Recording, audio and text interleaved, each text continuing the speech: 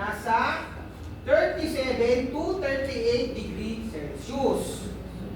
Or, pag tinanong kayo, sabihin nyo, is 38 or 100 degree Fahrenheit. Okay, pwede siya sa 37 to 38. Pero usually tinatanong niya, pag pinagpipilihan dyan, is 38 degrees Celsius or 100 degree Fahrenheit. Ayun ang pinagpipilihan dyan. Tama nito kayo. Okay, doon kayo magpuko sa 100 degree Fahrenheit. Katulad din sa batay. Okay, provide privacy. Okay na, nasabi mo na.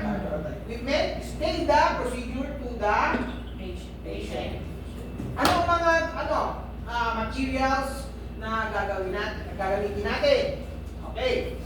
Alam niyo yun? Kailangan natin ng jelly pad. Inflated jelly pad. Jelly pad. Okay. K-E-L-L-Y. Kailangan inflated. Sabihin, may hangin sa loob. Ayun ay ginagamit natin sa pag-shampoo. Shampoo. Ama mag-reveal, sir. Para nagtanig ka ng tiik. Ama mag-reveal. Okay, tatlong basin. Isang basin, pwede natin ilagay sa banda rito, yung medyo malaki, lagyan natin ng tubig. Hindi naman, lagyan natin pa. Tapos yung dalawa naman, dito sa, pwede naman dito sa ilalim. Isa. Yung dalawang maliit, pwede naman dito sa labas. Okay, ano pa kailangan natin? Mittens. Kailangan ng mittens ng 3 to 4 and kung marami pa. Depende kung gano'ng madumi ang patient natin. Pero usually, 3 to 4. Okay? Then next, kailangan natin ng yung batting. Bed, tawag doon? Gown. Yung gown ba? Bed, yung tawag doon yung batting gown. Yun. Batting gown sa pero medyo makapal. Ay, next nyo yun? Hindi. Batting gown. Batting. Pang batting, pero makapal siya, parang tuwalya na malaki. Parang tuwalya malaki. Yun na yun, sir. Oo, di ba? Pang batting.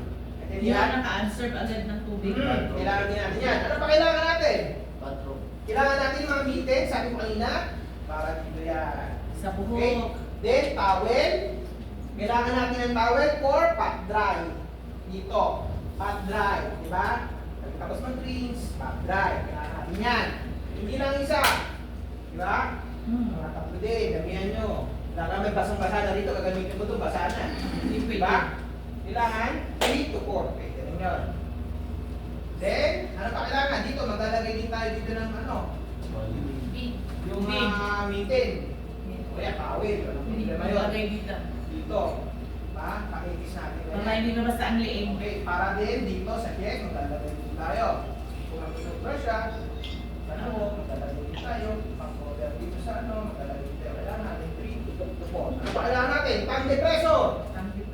With gauze and mouthwash. Kasi nga mag-mouthwash tayo. Pagkatapos lang. Yan.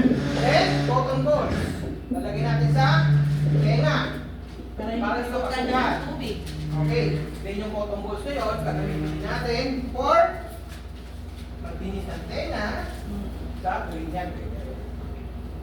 Ang compressor, sir, para panlinis sa dila. Siyempre, ang depress nga po kanina, with gauze and mouthwash. Kasi pwede mong gamitin yung ghost din, sir. Oo. Andiyan? Hindi mo kami nakipagtalo sa iyo. Gusto mo kutsara? Yung kutsara, pwede yan, panglinisan dita. Madali. Okay? Okay. Complete na tayo. Diba? Kaya kasama natin. Complete. Okay? Ano ba kailangan natin? Siyempre, tubig. Maraming tubig. Dala ka na swimming pool. Swimming pool, pwede rin. Ilang timba? Kasi, sir, pag ginamit ko na dito, di mo pwede ulit doon na kukuha. Okay. Yung inis natin, Hindi na makakapagreklamo pa ba yung pasyente kung gagawin? Ay, hindi ko pwede galit ako. okay, yung inis natin, gagamitin natin yan sa pangbalnaw, panghugas, ay pang-sabon. Okay? Siyempre, kailangan din natin ng liquid soap. Okay? pa kailangan natin? Brush. Okay. Brush para sa kuko o sa kamay. Sa hand. Kailangan natin. Common sense lang.